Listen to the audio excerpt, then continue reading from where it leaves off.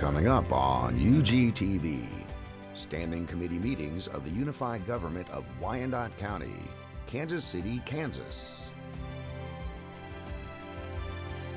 A meeting of the Neighborhood and Community Development Standing Committee.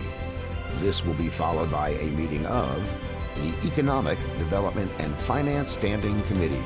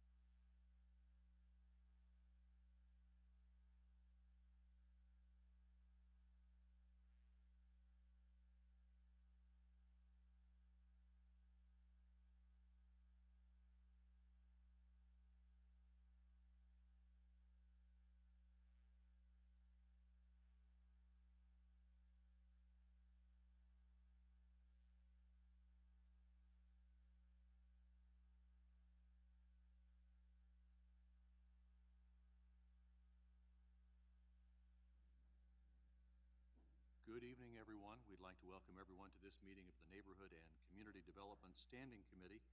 Public comment is welcome on any item that comes before the committee this evening. Anyone wishing to speak on any item on the Standing Committee agenda may do so when that item is up for discussion. You'll come to the podium in the middle of the room and you'll have up to 3 minutes to make your comments. For accurate recording and broadcast purposes, we ask that everyone present please speak as directly as possible into a microphone. Roll call, please. Roll call. Walters. Murguia. Here. Townsend. Here. Burrows. Here. McKernan. Here. There were no revisions to the agenda as originally published, so we'll move on to our approval of standing committee minutes from our meeting of January 14th, 2019. Move for approval. Second. There's a motion and a second to approve those minutes as submitted. All in favor say aye. Aye. All opposed, same sign. Those minutes have been approved as submitted. That takes us to our committee agenda. Item number 1 is an ordinance with amendments to the administrative penalty process, and I'll turn this over to Greg Talkin from the Neighborhood Resource Center. Good evening, Commissioners, Administration. Thank you for having us here this evening. I think everybody might know that we've been struggling with what we have wanted to term as a habitual violator, addressing somebody or some company or some LLC or an individual that has some type of ownership behind the scenes, such as contract for deed. We looked at definitions of how to define a habitual violator. That became problematic. It involved a whole nother legal process to do. So it started to become very cumbersome, and legal expressed some concerns of doing it that way. So we continue to look at this issue, and I don't recall who came up with this idea. It might have been Daniel, it might have been Wayne and our code staff.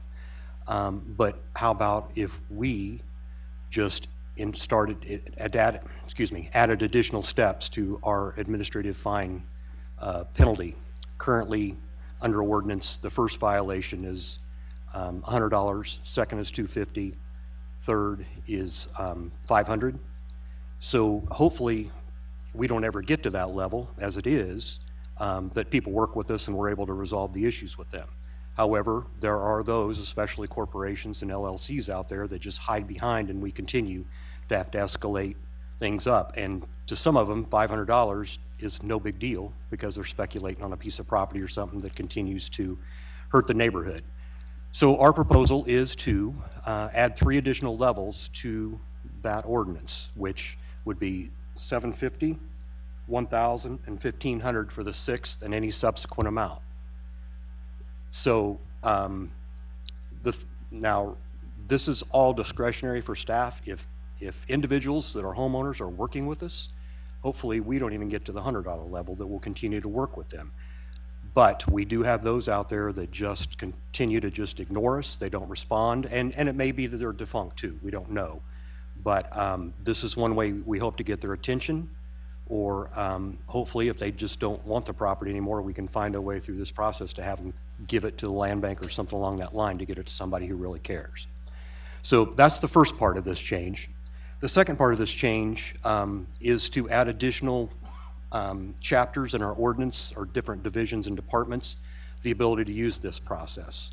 Currently, this process is limited to Chapter 8 and Chapter 19, which is basically codes and business license and OCTAX.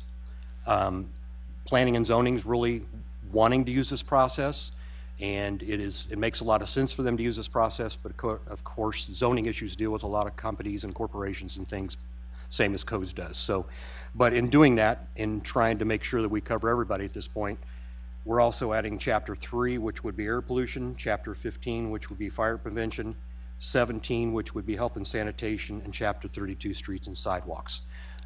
This ordinance would allow them to gradually start to use this if they see the benefits and want to use this administrative citation process.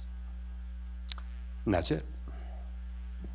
Thanks very much. Before I open it up to questions and comments from the committee, I just want to make sure that we clarify one more time that anyone, individual or corporation, who actually engages with the Neighborhood Resource Center can avoid this administrative fine process by simply engaging and working with your staff for the resolution of their violations. I would have to add, as long as they engage honestly and have the true intentions of working with us. I think that's a good clarification. Does anyone on the committee have questions or comments for Mr. Talkin?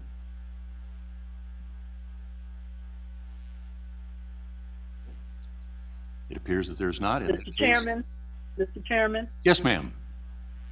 Well, I think you and Mr. Talkin have addressed the concern I had as I read this, that honest and earnest attempts of the individual to work with our codes enforcement will keep them from imposing these fines to the full extent possible here. So I just want to put that comment on the record. Thank you. Thank you very much. Commissioner, can I also add one additional thing that might add a little bit of... Absolutely. This is a legal process, and as any legal process, there should be a due process. There is an administrative hearing officer. Anybody that feels like that we're interpreting this wrong or proceeding or pursuing this wrong has the ability to file an appeal within 30 days of receiving the administrative fine. So again, the key issue is to engage with staff and try to work the process forward. Yes, Commissioner Burrows. Thank you. Could you state those 3 items again that the ordinance applies to in reference to the penalty phase?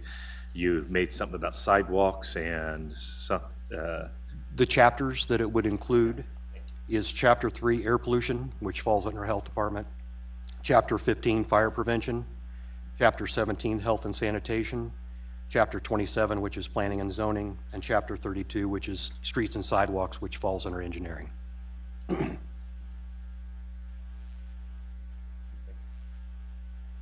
Is there a motion for this item? Move to approve. Second. There's been a motion and a second to approve this item as submitted. Is there any further discussion? Is there any comment? Is there any public comment? Correct. So any further discussion among the committee or any public comment? Seeing none, roll call please. Roll call. Marquia. Aye. Townsend. Aye. Burrows. Aye. And McKernan. Aye. Thank you very much. Thank you. That item does pass, and we'll move on then to item number 2, which is land bank business, and I'll turn this over to Mr. Slaughter.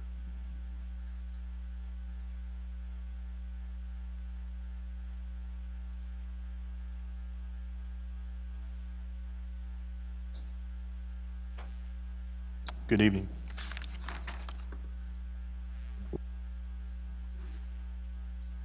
Okay, we'll get right into it. We have 2 applications tonight. One's a yard extension and one's a property acquisition.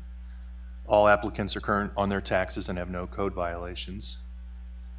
The applicant lives at 1225 Ann Avenue, and that's outlined in black, with the 2 land bank properties, 1227 and 1233 Ann Avenue. This is in the St. Peter's Waterway area. I did reach out to CHWC. They had no objections to holding this and have asked that we go ahead and move forward. The Land Bank Advisory Board did review this and recommended approval, and that's our ask tonight. If they did want any lots, there are plenty of others on that same block that could be built on. Does anyone from the committee have comment or question for Mr. Slaughter?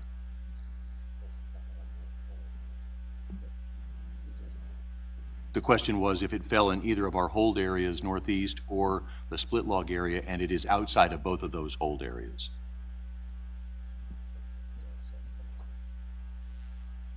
Certainly, I think this would be a good move for the applicant and for the land bank.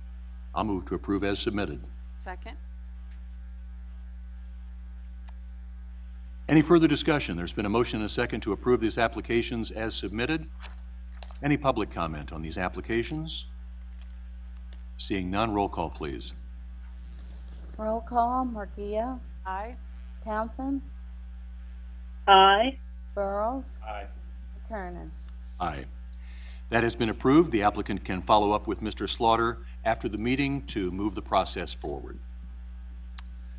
Okay, next we have a transfer from the land bank. This is 748 Seminary Street, and the requester is the RDA, Rosedale Development Association. So went out and took some pictures. As you can see, it's already in a community garden setting. And this is another one from the side. Some information on the property. This is one that we just acquired from the last tax sale in December. As I mentioned, this has been a community garden. There's some history about it, but it did fall through the tax sale and end up going to the land bank. So RDA is wanting to take ownership just to keep the community garden in place. They have agreed to make sure that the property is maintained and well taken care of. So that's the request for the transfer, is to transfer this to RDA. Any comments or questions from the committee or a motion? Commissioner Burrows. Thank you. The RDA is the neighborhood group. Do they have the necessary ability? Will this be deeded to that organization specifically? Yes, it will. Will there be? They've indicated that they have the means to look after the property. I think it'll still have a heavily community involvement in it. Their concern was that if we made it available for sale and somebody else applied to purchase it and did not want a garden there, then the community would no longer have this community garden. I see. And they would pay taxes on that piece of property? I believe so. I don't know their tax status, but if they are not tax exempt, then yes, they would be required to do that. Okay, thank you. Thank you, Mr. Chairman. Any other comments or questions? Is there a motion on this item? Move for approval. Second. There's a motion and a second to approve this transfer as submitted. Any further discussion? Any public comment? Seeing none, roll call, please. Roll call, Markia. Aye. Townsend. Aye. Burrows. Aye. And McKernan. Aye. And since we just spoke about a property from the December tax sale, well, I apologize for not having a slide for that, but the next item in your agenda should have been the list of properties that the land bank has received from the December tax sale. So we're bringing forward as we've done in the past.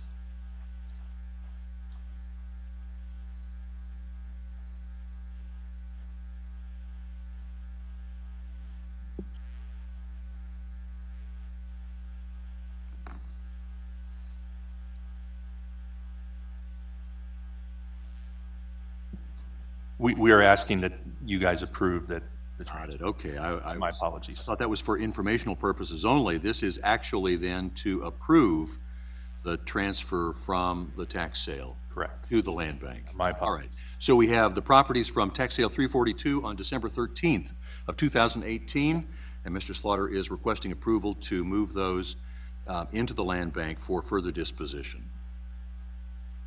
So moved. There's been a motion and a second to approve those transfers as submitted. Is there any further discussion? Any public comment? Seeing none, roll call, please. Roll call. Marquia. Aye. Townsend. Aye. Burrows. Aye. And McKernan. Aye. Now we get to the item that is informational only, an update on the land bank rehab program. Mr. Slaughter. Yes, thank you for that, Commissioner. This is our monthly update of the rehab program, and let me make sure I pull my numbers out. The first slide is the contractor list. As you can see, it continues to grow. We are currently sitting at 112 contractors. The number of houses in the rehab program is currently sitting at 95, and out of the list that we just went over, there are 4 houses that have just come to us. So we're in the process of, hopefully this week we'll finalize getting them boarded up and they have the inspections, and then we'll see probably in a week or 2 max, we'll have the open houses and we'll start the offer process for those. The houses with no offers is steadily going down. We currently sit at 25. But with the increase of the new contractors, I will say that we are getting some interest in it, and we'll be opening those houses and showing those for them as well. Number of demos completed has now grown to 30 since we started the program back in mid-2017. And the houses that we now have recommended are down to 10. So the report we got today is about half of those we're just waiting on the weather, or we're waiting on the bids to come back. So hopefully this year we will probably have those down close to 0. I just want to clarify one thing on the houses for demo. The houses that have already been demoed, or actually even the ones that are recommended, these are houses that if they had not been acquired by the land bank, we would have eventually demolished them anyway. Correct. Is it safe to say that by putting them through this program that we've shortened the time before demolition at least a little bit? Yeah, that's my understanding in talking with the demo coordinator. Excellent, Yes. Thank you. The number of houses where the rehabs have started is up to 37. I will say that even though it's steadily still going up, we hope in the next quarter to have a large number of those completed. With the winter weather's construction, or rehab I should say, has kind of slowed a little bit. So that number will probably drop, but that's a good thing. And the houses awaiting to close is sitting at 15. And in checking with the title company, which the majority of these issues are falling on, we're starting to discover that it's the rehabbers that are a little slow dragging their feet and stuff. So we've offered to help them out in making sure everybody's aware that they're ready to close, and we need them to get in and close. So hopefully that number will drop severely here at the next committee meeting. Completed rehabs, we are now up to 26, and I will give some details on the latest one that is just completed. And we will have this down to 0 next month. We had our eviction that we've been waiting on done this afternoon, and the person was evicted from the property, and we had one of our contractors there actually boarding and securing it up today, so they should have that completed today. So now to the house that was recently completed last week, 3817 North 55th Street. Little history of this. The most recent occupant, as you can kind of make out from that sign, was kind of a daycare, kindercare type of deal. This is just a little bit south of the Nearman plant on 55th Street. And just some pictures of kind of the before, the condition. It wasn't in rough shape, but it had been neglected for some time. This, I'm assuming, at one point was a Knights of Columbus, so I'm assuming this is where all the meetings were held. So some of the rehab pictures.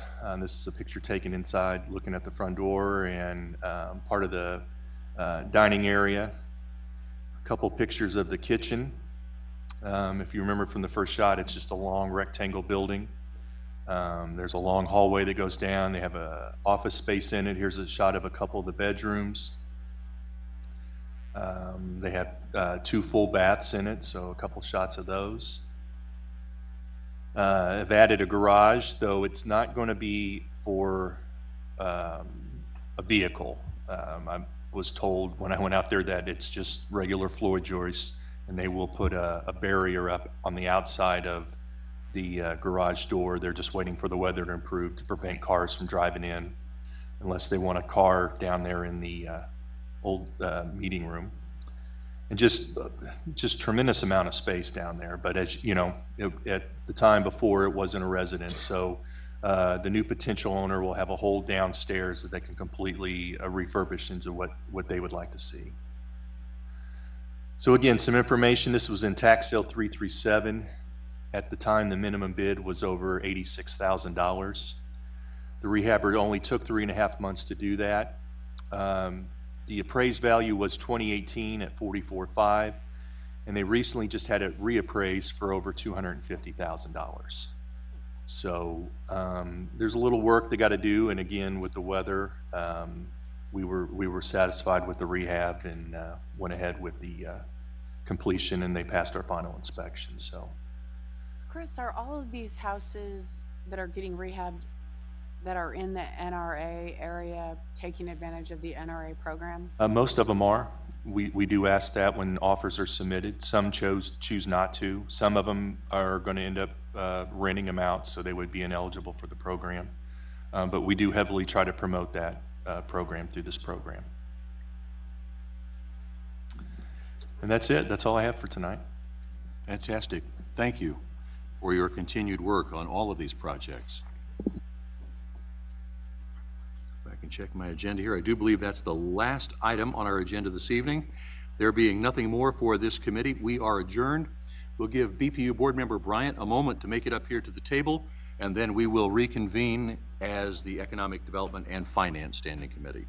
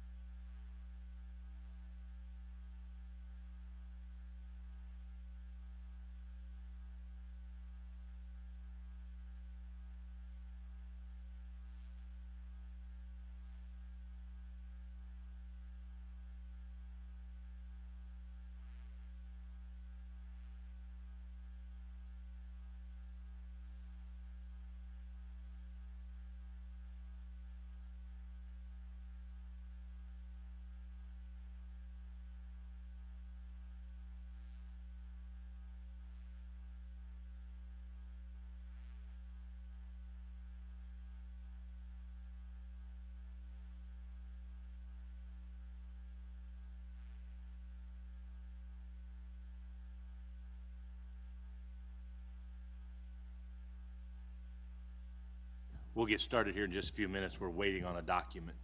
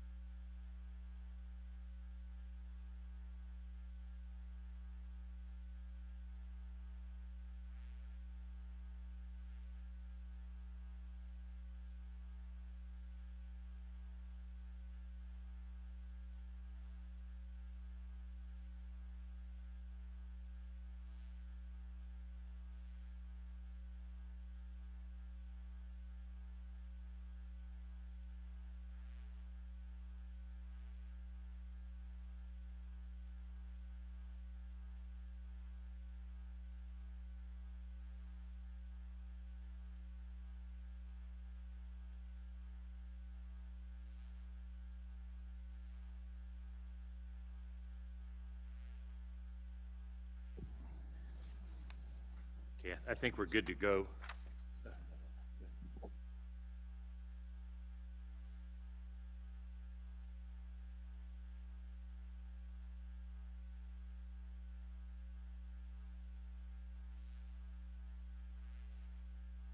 We'll go ahead and get started. I will now call the meeting of the Economic Development and Finance Standing Committee to order.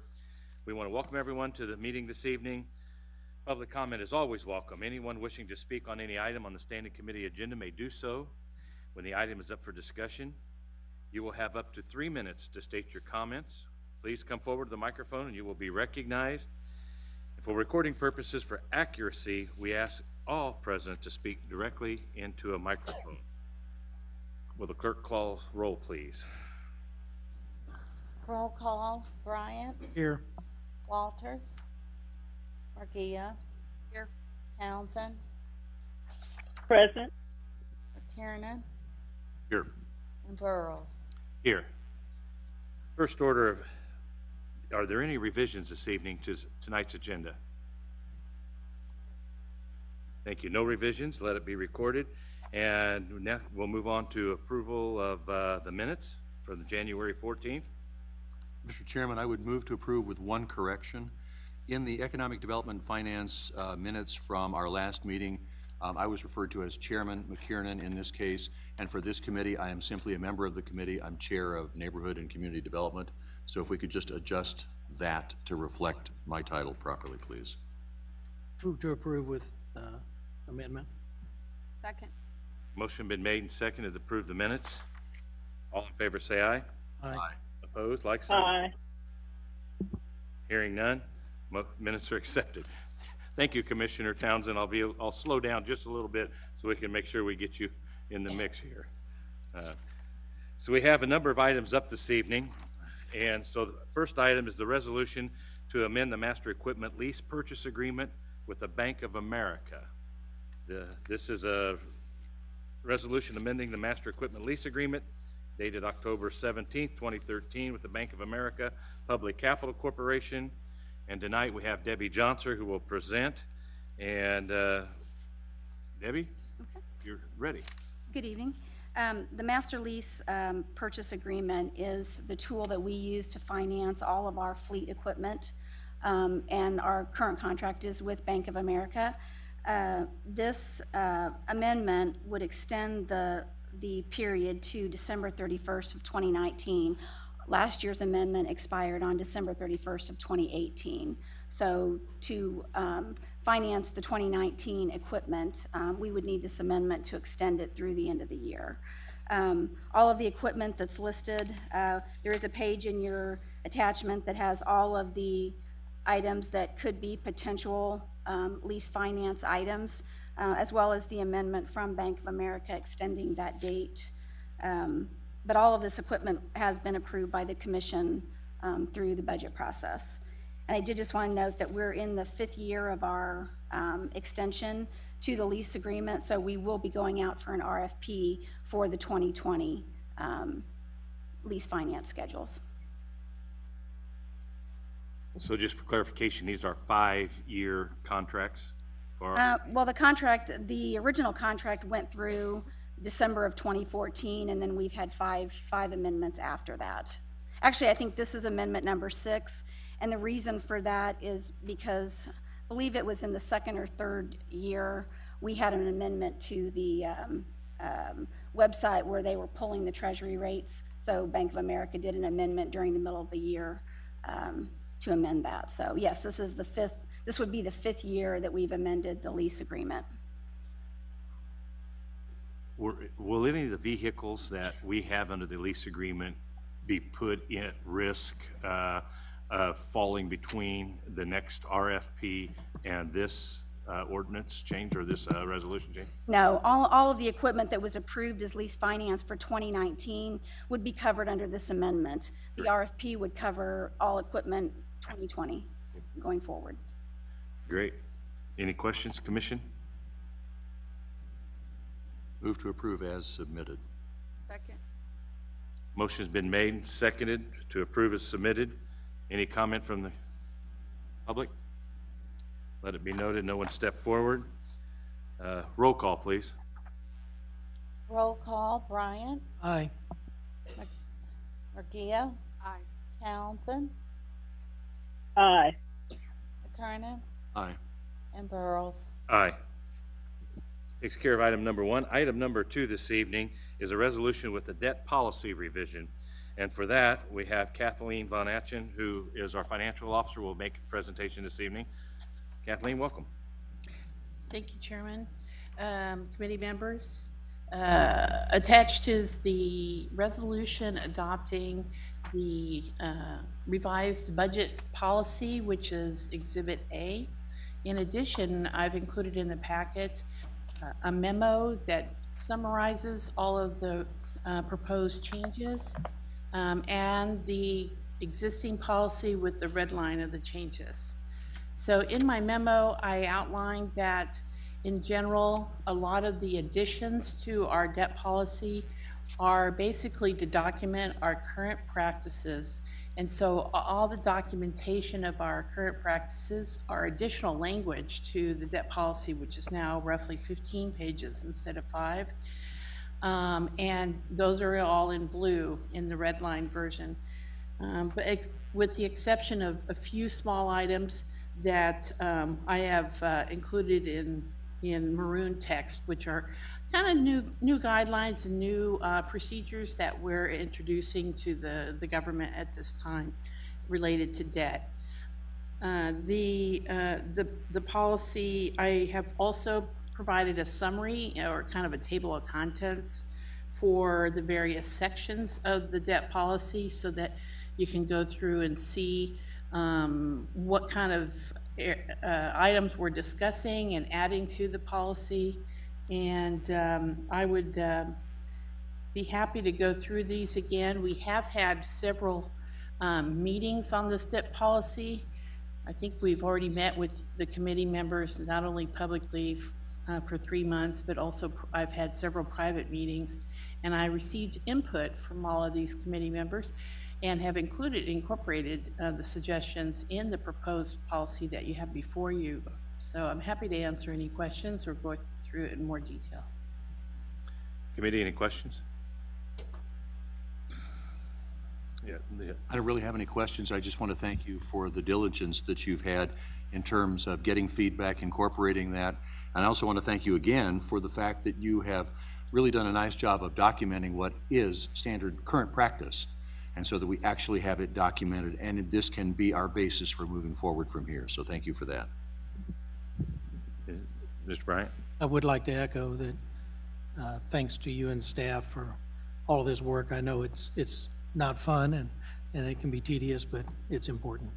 Thank you. And Kathleen, I'd just like to state, I know this can be a very daunting process.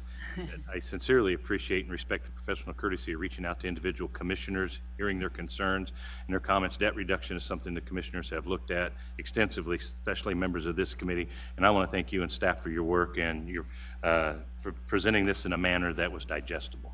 Good. Thank you. Any comments from the public? Motion to accept? I would move to approve as submitted. Motion's been made and seconded. All in favor say aye. Aye. Roll call. Aye. Well, sorry, roll call. I apologize. Roll call, Bryant, Aye. Markia, Aye. Townsend, Aye. McKiernan, Aye. and Burrows. Aye, thank you. So used to doing it a different way. Okay. Item number 3 is something that we have talked about a number of times. It's the public hearing date for Downtown Grocery Development District, and hopefully this evening we'll be able to move this right on. And we have a tremendous opportunity this night to hear about the movement that we're having on our local downtown grocery redevelopment district, and Catherine Carter is here to make that presentation. So Catherine, the floor is yours. Thank you. Catherine Carter, Director of Economic Development. I'm happy to say I'm not requesting a hold tonight, so we are moving forward. So there's that. All this resolution does is set a public hearing for the TIF program or project plan for the grocery store. The reason, as I had mentioned in past meetings, for the delays is that we wanted to make sure that when this comes to the full commission on April 11th, that we've got kind of a good amount of things that we're bringing you, and so we have a nice package that will all come to you that day, which would be the date of the public hearing. Okay. Are there any questions? It's my understanding we need to move this evening to get it to full March 7th Thursday night meeting. This is my correction. So we will need to take action this evening. So I would move to approve as submitted with the stipulation that it be fast-tracked to the March 7th full commission meeting. Second. There's been a motion and a second. Is there discussion? Public? Any comments from the public?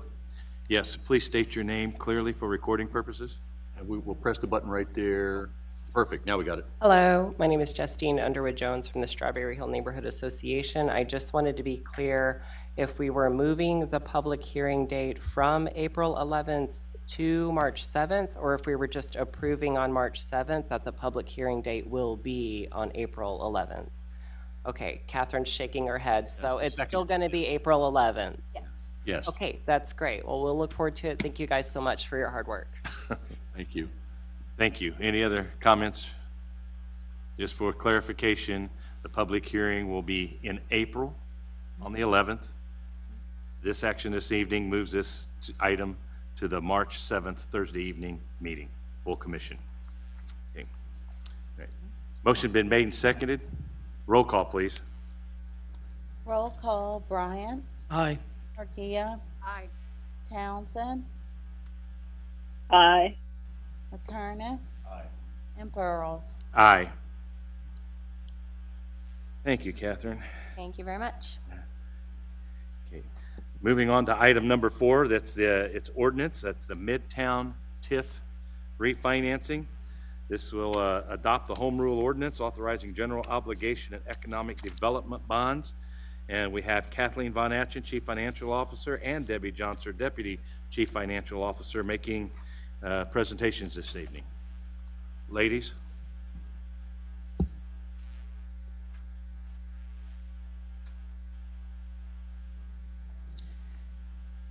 Good evening. Tonight we have two bond issues that we're presenting for your review and approval.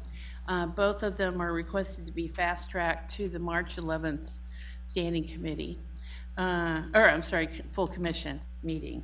The first is an ordinance that authorizes the refinancing of what we call the Midtown TIF, it is it's basically refinancing about all or a portion of 3 different bond issues issued in 3 different years. So now all of these bond issues are geo-backed, but they were issued as taxable bonds back in those years. So that's why it's a taxable advance refunding. So today at the March 9th meeting, item number 4, we need your approval on this ordinance, which adopts a home rule ordinance authorizing the general obligation economic development bonds to fund the land acquisition and demolition of the Indian Springs site, and authorizes the refunding of a portion or all of the 2010B, the 2011C, and the 2013B bonds. Now, of course, all of these bond proceeds have long ago been spent. We're just paying down the debt on these bonds that were issued previously, and at this time, we're now asking you to refinance it. And so I'm going to talk about the purpose of the refinancing here in the next slide, but I did want to note one thing that the 2018 Tax Reform Act prohibited local governments from doing advanced refundings on tax-exempt bonds, but not on taxable bonds. So that's why we're able to advance refund these bonds. So just keep that in mind, because I know a lot of you have asked, well, can we refinance old debt? And we have some legal restrictions that don't let us do that, and that's one of the Tax Reform Act. But because these bonds are taxable, we're able to. All right. All right. So the reason for the refunding, primarily, it is to allow for the existing TIF project plan to be terminated. But I mean project plan, not the district. So we want to basically stop the current project plan and then start a new one for this project that Catherine and the planning, Rob, or the planning director also presented it at a previous meeting. So this district this project plan began in 2004, and there's only a few years remaining on the existing TIF plan. So the plan was approved back in 2017 and with that ordinance, and now there's only 8 years remaining. And no tax increment had been generated to date with this project plan, and the site itself has been vacant since 2017. So initially it was created as a TIF with the hope that there would be revenue generated, but in the end it didn't happen. So now the key point here is that there's only 8 years left. So it makes the viability of the project, or for this project plan to not be, satisfactory for a project. And we want to start a new project plan so that we can start the clock again with the 20-year clock afresh, right? There's also secondarily some interest savings from refinancing this project. We've figured out that the interest cost savings, which is net present value benefit, is estimated to be about $552,000, or around 5% of the total borrowing costs, and that exceeds our policy, which we kind of set a policy that we're not going to refinance unless we can attain 3% savings. So that's pretty good. And then we're projecting level debt service, and which averages about $1.4 million annually, compared with the amount we're paying right now out of the city bonded interest fund, which is $1.6 million. That's principal and interest. So we're saving about $200,000 a year. And then finally, just to make sure, just to let you know that the refinancing approach that we're taking does not extend the maturity of the bond. So, all right. So the advanced refunding, we're advanced refunding all or a portion, as much as possible, of these 3 prior bond issues. They're the outstanding portion. And this is right here is this first table right here are a list of the 3 bond issues that we're refinancing.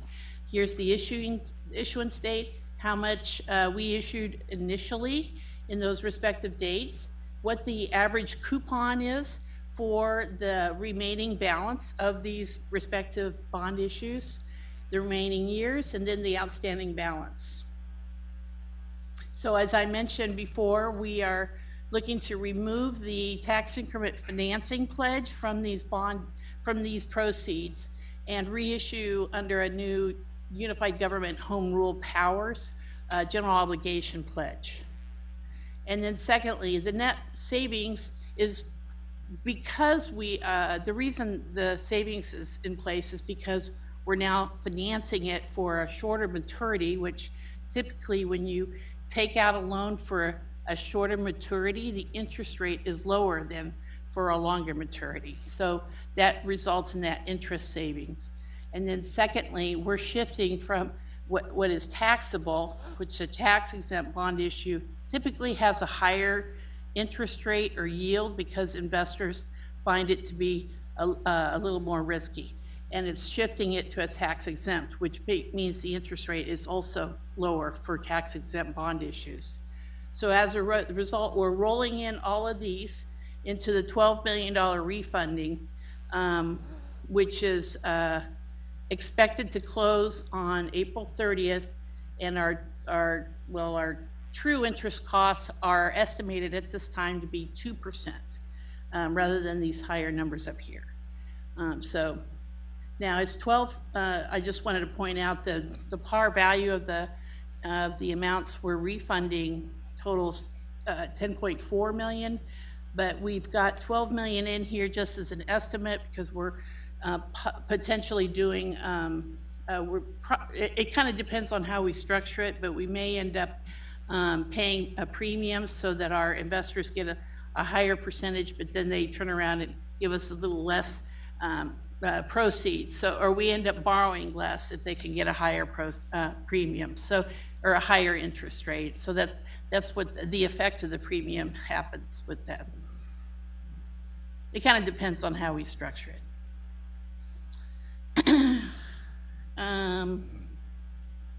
The new project plan is what's being called Foodie Park, and I'm going to let Catherine talk a little bit about these 2 next slides. Sure. So what has been it's gone through Planning Commission thus far. We're currently working on a development agreement with Scavuzzo's. They are a food distribution company currently located on Kansas Avenue here in KCK. So this is still relatively early days of this project. So it has gone through Planning Commission, but it's got a number of times that it will be in front of you all formally here in the coming months. But just to give you a little overview of probably what we're looking at is, so Scavuzzo's would like to build a new distribution center. This would be a few 100,000 square feet and hundreds of jobs, good paying jobs with good benefits. In addition, up along State Avenue, they will have retail, and so we have working through, the amount of retail required and time frames and all of that, but they already have a brokerage firm on board that is already doing work and trying to locate, who those potential retailers could be. And then in the area kind of in between, you can go to the next slide, actually. Thank you. In the area in between will be not only Scavuzzo's world headquarters, which would be a brand new building, but also a mix of potentially other office space, other food-related businesses, or potentially some more retail. So it'll be a nice campus and a good use to bring more retail and jobs, good-paying jobs to that area.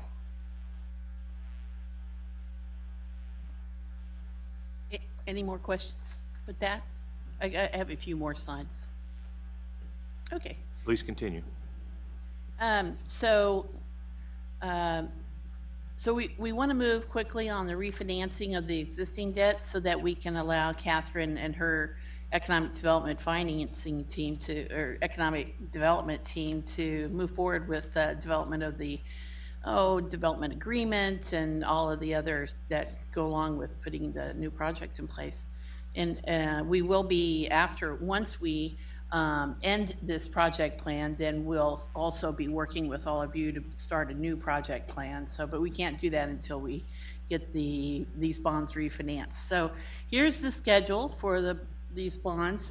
The key points here are that we are posting the preliminary official statement with your approval of the bond ordinance. We plan on posting the preliminary official statement in about 2 weeks, or 2 or 3 weeks, I guess, 2 weeks. And these dates have been uploaded to our bond link website, so we're already beginning the promotion with investors who may be interested in buying these bonds. We plan to do our credit rating conference calls on March 25th. The sale is scheduled for April 11th, and we plan to close on April 30th. Because it's an advance refunding, how it works is the bond proceeds come in and they go into an escrow account, and as the existing bonds retire, then or when their maturity date comes up, then the escrow pays for that portion of the principal. So that's why the redemption dates are in August of 2021 and 23. So that's why it's advanced refunding. So we ask for your approval on the ordinance. Questions? Commissioner Murguia? I do have my bond counsel here, I believe. I don't really have any, that's okay. I don't really have any questions in regard to the refinancing. Kathleen, you've done a great job on that, and it looks like there's going to be some savings there, which is fantastic. Just because this is such a large amount of money that we are refinancing, and it's been a long time that we've been paying back debt on this site for the viewers and the taxpayers, so they sort of understand what we're talking about when we talk about debt. Just a very small history on this project. I believe this was even before my time when I served on the commission.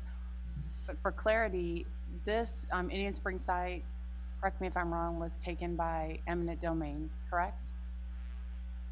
Portions of it, yes. Yep. Mm-hmm. Okay, so portions of it were taken, and the unified government actually purchased this property in an attempt to get control of it for redevelopment, correct? Correct. And what year was that? 2007.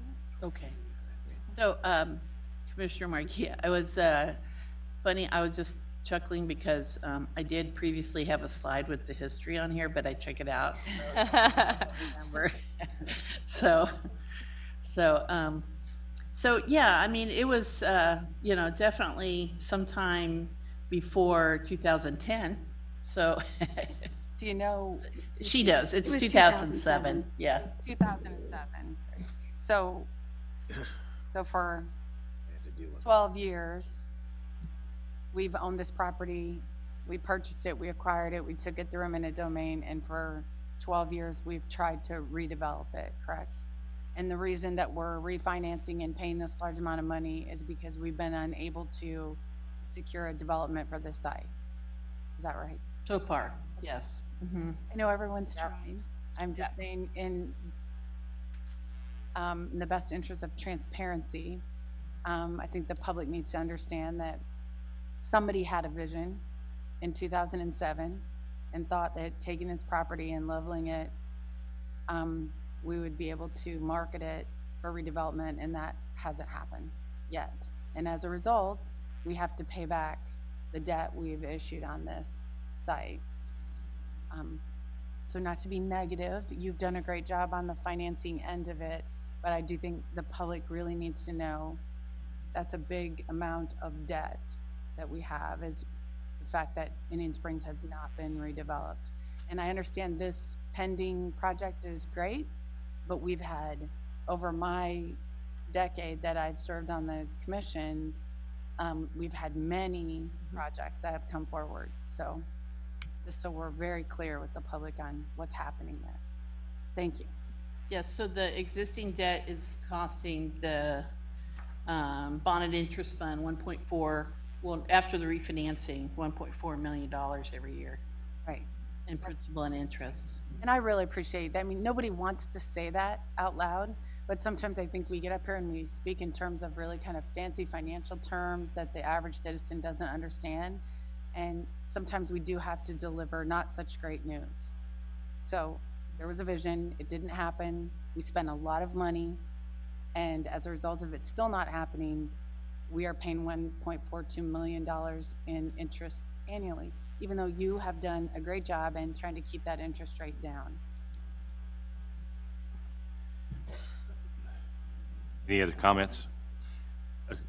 Just one other, and so everything that Commissioner McGee has said is absolutely true in terms of the history of this, but even, and I want this project to come to fruition like we all do, but even if this project doesn't come, then the true savings here will still be realized by the unified government. So we will, yes, we will still reduce our payback by refinancing at this point. Yes. Cost avoidance. In relation to the history of that place, most developments went through a recession. Most communities have been affected by the recession we went through. This is a very challenging site, and now we have a development that brings promise to a district of additional jobs. So my question, so thank you for your work on that, but I do have a question in reference to the 12 million.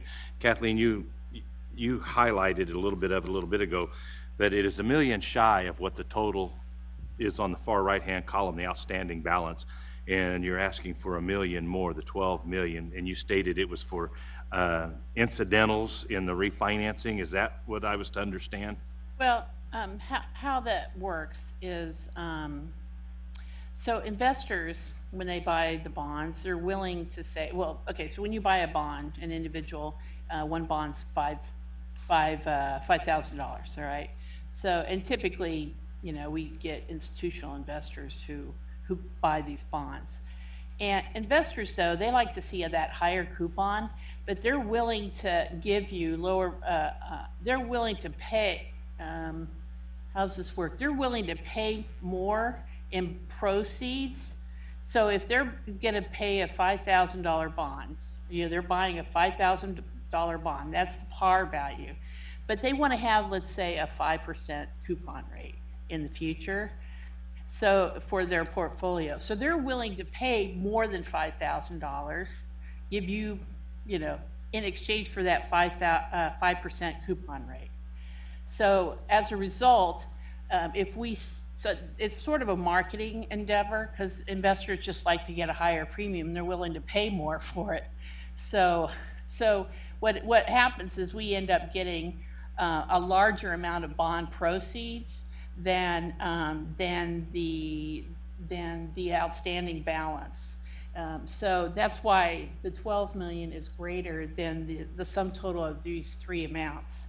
But the bond documents are set up so that the amount that we're borrowing, or, you know, in the bond documents state that higher amount, but when we actually go out and issue the bonds, we redo all of the bond documents so that we're only paying off the amount that we need. So okay, it's a little complicated. Great. Any other questions? Commissioner Townsend, any questions? Any questions from the public? No, thank you, Mr. Chairman. Move to approve the ordinance as submitted. Second. Motion's been made and seconded. Discussion? Seeing none. Clerk, call roll, please. Roll call, Bryant. Aye. Margia. Aye. Townsend. Aye. Turner. Aye. And Pearls. Aye.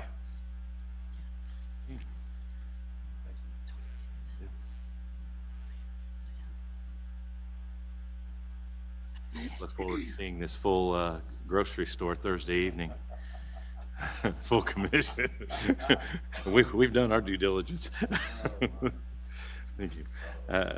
Item number 5, the last item on the agenda this evening, is the resolution about the Call Riverbank Turkey Creek Stabilization Geotemporary Notes. And this is a resolution authorizing the sale of series general obligation temporary notes to fund the project cost for the Call Riverbank Turkey Creek Stabilization Stormwater Project.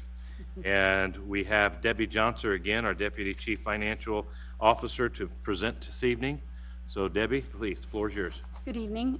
This is the second issue that Kathleen referred to as she started talking about the previous item. We're requesting authorization on a sale resolution for Series 2019-2 temp notes that would fund the Kaw River Bank Turkey Creek Stabilization Project. And this is a stormwater utility project. Just to give you some background, here's some related resolutions that have gone through. Last week, Public Works took a resolution amending the 2019 CMIP authorization to the Public Works and Safety Standing Committee last Monday. And this was to amend the CMIP and also amend the authorization for the project, increasing the project from $5 million to $10 million, and expressing the intent to issue general obligation temp notes to finance all or a portion of the project. And tonight we're bringing forward that resolution was passed by the Public Works Standing Committee to be forwarded to the March 7th full commission meeting. And tonight we're here to ask for the approval of the resolution authorizing the sale of the municipal temporary notes in the amount of $7.5 million for the project. I'll go into a little bit more detail on how we got to that amount. Yes, please do so.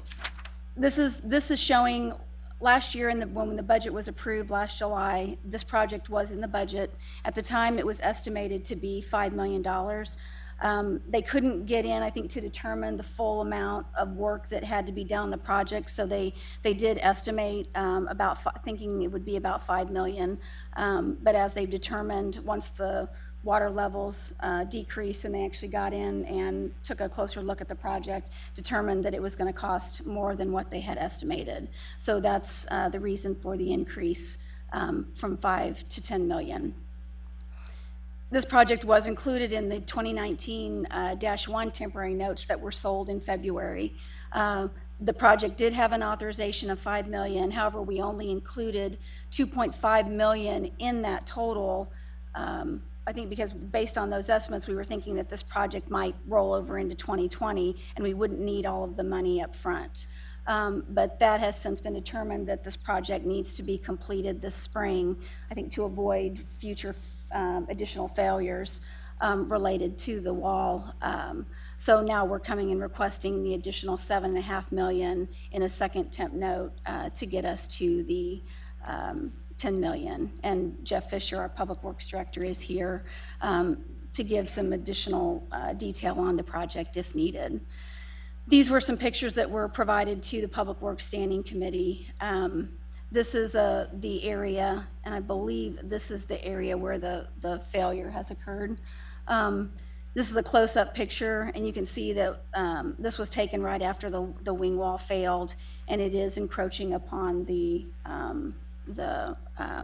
railroad tracks. So there is some urgency to get this project fixed, I believe, before the river levels rise again, and get this corrected before any more damage occurs.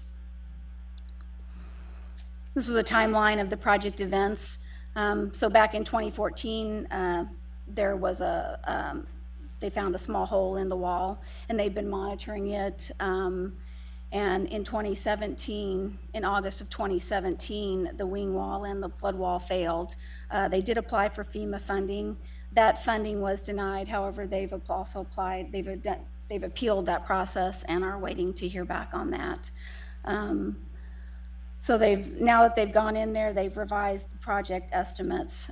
So we're looking at construction cost of about just a little under 8.8 million, with a contingency of about 1.2 million, which totals the 10 million that we're asking for as part of the temp note. add something?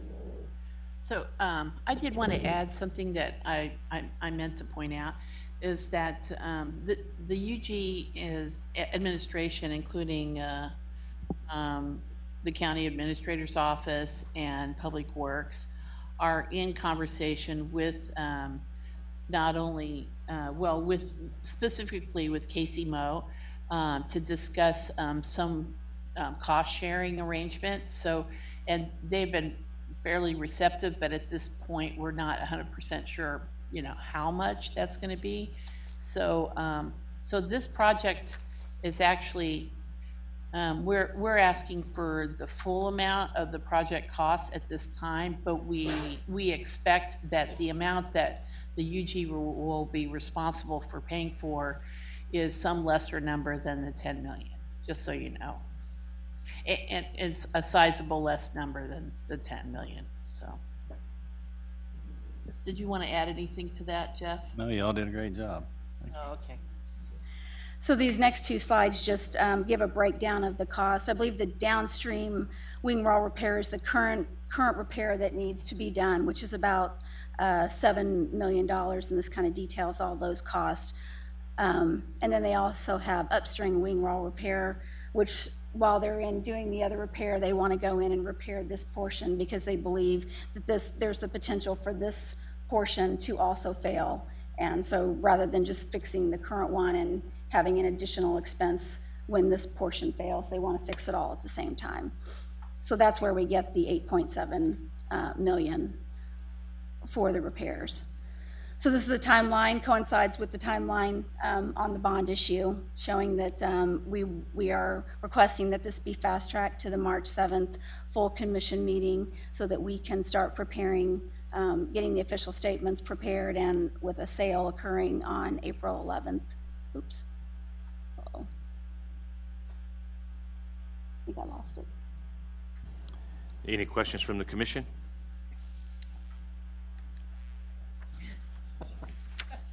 I just have one.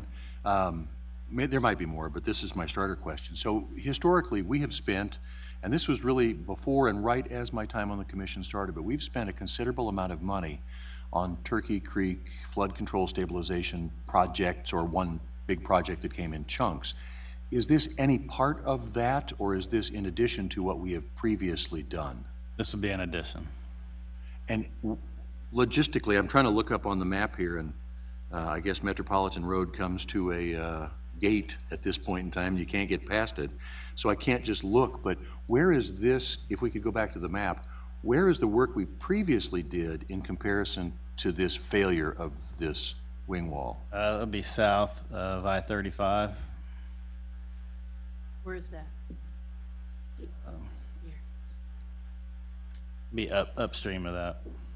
Ah, okay. How do I do that? So they are currently in here and then upstream. Yep. So that is just to the east of 7th Street turning into Rainbow Boulevard then? Right. Okay. And as Debbie and Kathleen said, we're still pursuing FEMA reimbursement. Then also working with Casey Moe as well. We have an agreement, we believe.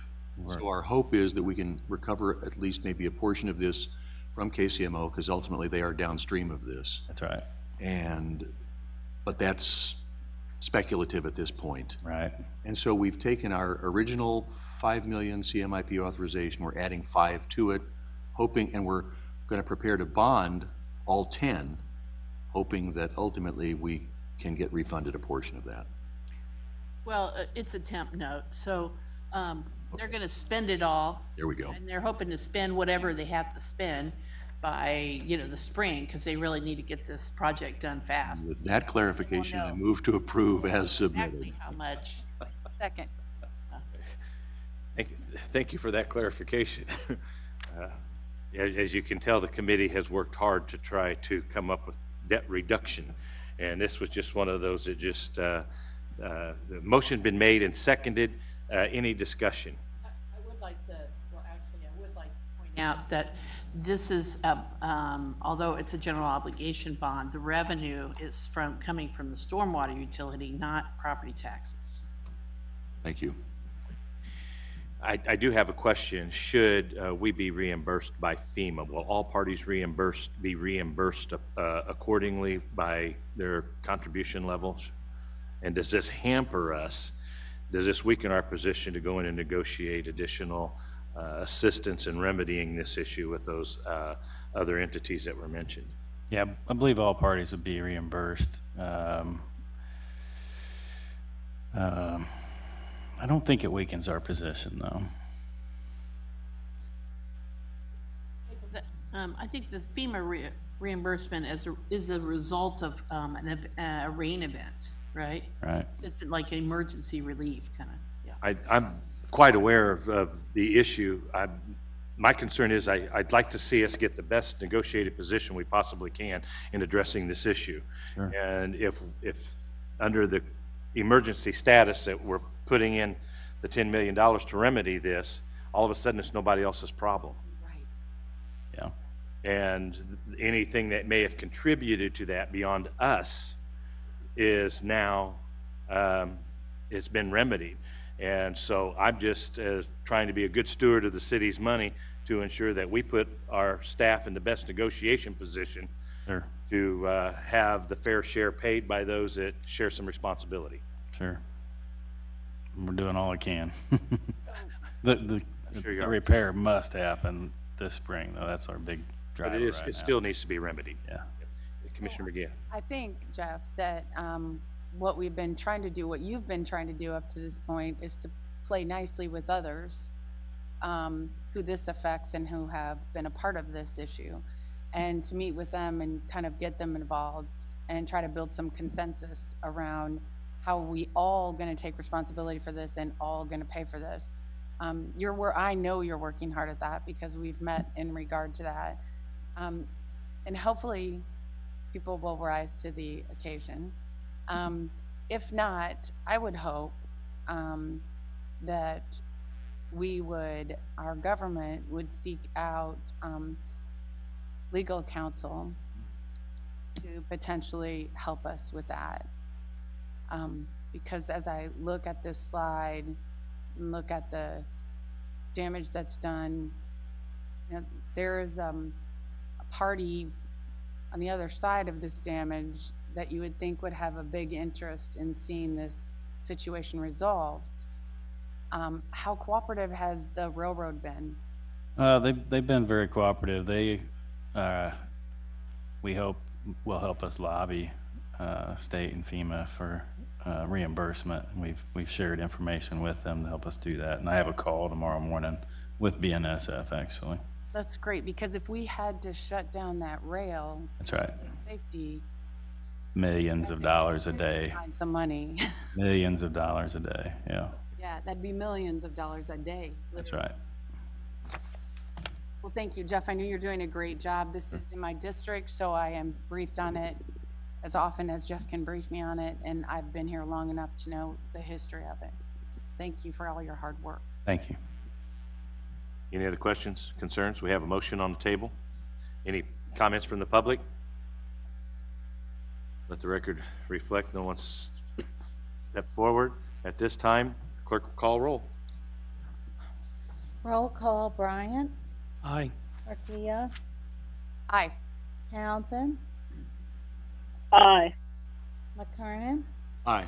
And Burrows. Aye. Committee, thank you for your work. Staff, thank you for the due diligence you've put in this evening.